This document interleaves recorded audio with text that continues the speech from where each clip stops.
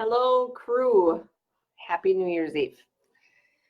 I'm going to share a little bit about, a lot of people ask me what I do for New Year's and ritual-wise and how I close out my 2019 and prep for 2020. And I thought I'll be writing a few things in the next few days on our page also, just for text form, but I thought this may be a better way just to share my experience, I guess, what I love, and some of the questions that I ask myself and how to move into the next year. So I've heard a lot of comments. 2019 has been really difficult for a lot of people. Relationships, family, health are the biggest things. With that comes money and love and heartbreak and all of those that follow. But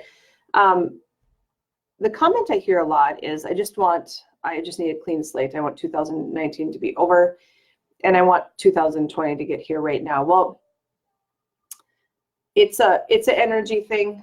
It's discipline. It's consistency. And when we want the immediate page break, new book at this point, but we don't change. Well, we're not aware of how we feel about things. We haven't released what sucked and haven't brought in more of what's awesome and joyful.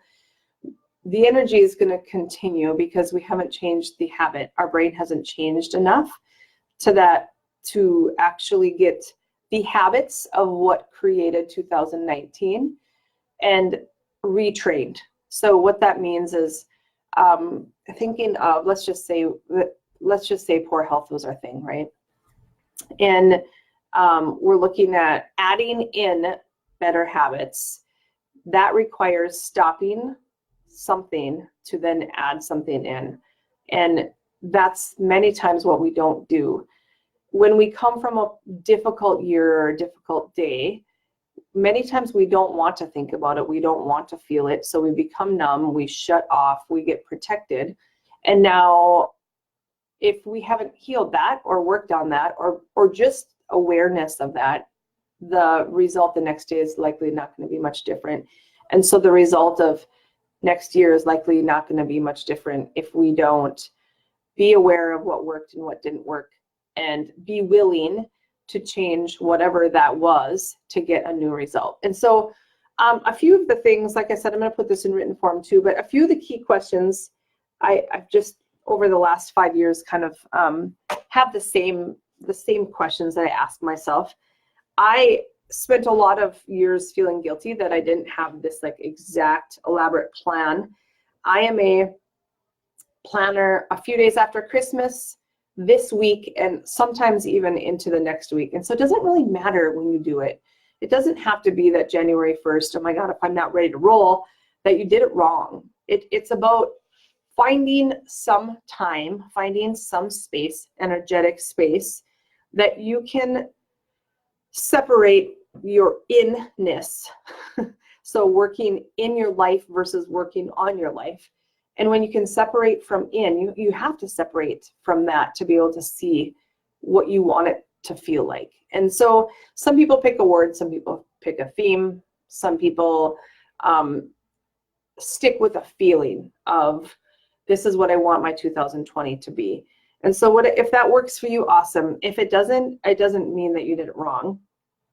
What I'm looking at is what was awesome in 2019 and what sucked, okay?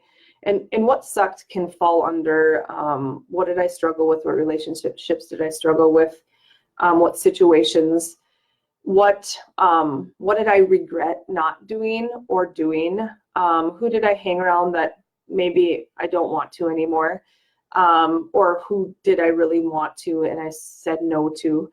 Those things about what sucked really takes off the veil of, I don't know if it's positivity or perfection or something that in our brain thinks if we think about something negative is going to happen. It's not true. It's about being aware of everything, what worked, what didn't work, and not being emotional about it. So not being able to say oh yeah, I really should have done this, and if I would have only. It's just an overview. It's just an inventory of what worked and what didn't work. And what worked is what was awesome. What did you love? What brought you joy? What made your heart go pitter patter? What made your tummy twirl? And whether that's how you felt, experiences, something at your job, a barrier that you broke through, great news that you got, whatever it is, start with those two things, what was awesome and what sucked.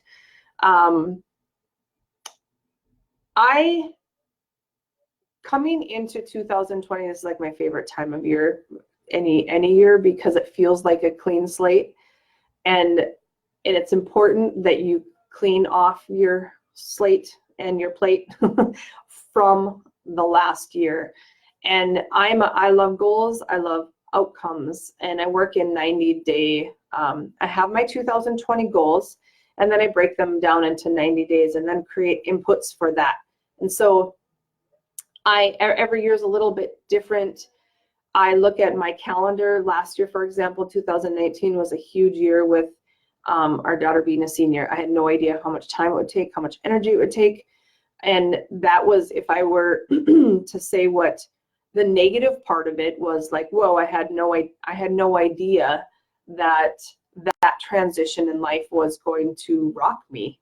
And so we all have those times of the year, whether, like I said, whether it's a transition in your household, whether it's sickness, whether it's family changes, job changes, financial changes, it all affects us. And it doesn't mean that it's bad. It's just understanding what actually happened in your year, and what do you want to bring into the next year. So looking at what your big goals are, and then what is slated to happen in 2020 with your family, and because that, let's get real, that affects it all, right?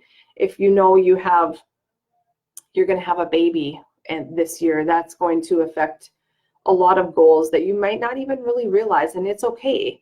But it's important, the most important thing is to stay aware. And so the other thing is a stop doing list and a start doing list, I think, is so important. Besides what was awesome, what sucked, what am I going to stop doing in 2020, and what am I going to start doing? Bringing awareness to what those actions are. Then you can break down, you can put them into your calendar. Let's say you can start to, if for example, let's just say you want to be on social media less, because I think it's probably a goal of a lot of people's, because we're mindless, and we tell ourselves that we need a mindless break at night after we have supper, and when we're running our kids, and instead of being productive with something. I don't believe that we need a ton of mindless time if our day is, if we're creating our day how we want it to be created. If the energy that we have is for good and not like, oh my gosh, I hate 80% of my day, I don't like my job, I'm struggling at home. Well, no wonder why you got to turn your brain off and go into protective mode and go mindless and be numb. So we don't need as much time as we think to be numb. Set a goal, and then we have to fill it with something positive, or not positive, a different action. Let's just say you want to get off social media at night.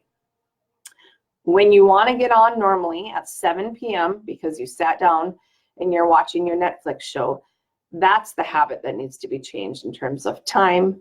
Do you work out before you do that? Do you do 30-minute Netflix show, then work out, then work on a puzzle, journal, take a bath, whatever the thing is? We need to replace that action that normally happened with a new action. And then we can start to see progress, right? It doesn't take long to give us a little bit of confidence that we're going in the right direction. So a few things that I bring into the next year, the new year, is what was awesome in the prior year, or current right now, 2019, what sucked? What am I going to start doing? What am I going to stop doing? How do I want 2020 to feel? Whether you have a word, whether you have a theme, whether you just know, like, this is what I want to feel. When you create that now, then that can be your guiding light of, all right, so I want to watch all these Netflix shows, and that really doesn't align with where you really want to go in life. Well, it's pretty easy. If you have a habit of buying a bunch of courses online and it's really not what you want to learn because you're just trying to learn more so you can, many times we hide behind learning more, is what I want to say. Because I need to know this and this and this before I can do this. You probably don't. You probably have enough knowledge. But if it's not aligned with what you want, then it is not aligned with what you want. It's okay. It's okay to say no. So once you can create that and have your guiding light, then it's a lot easier to make decisions through your year based on if it aligns with what you want. So I hope this is helpful. Ask any questions that you have. I will, like I said, be writing a few things in the next few days, the things that I've learned personally, the things that we've learned as a team at Healing Touch. It's been an amazing, amazing year of watching people heal and also watching what holds people back. And hopefully I can help other people realize that it doesn't need to hold you back forever. So thank you. Happy New Year's Eve. And have an awesome day and crack into 2020.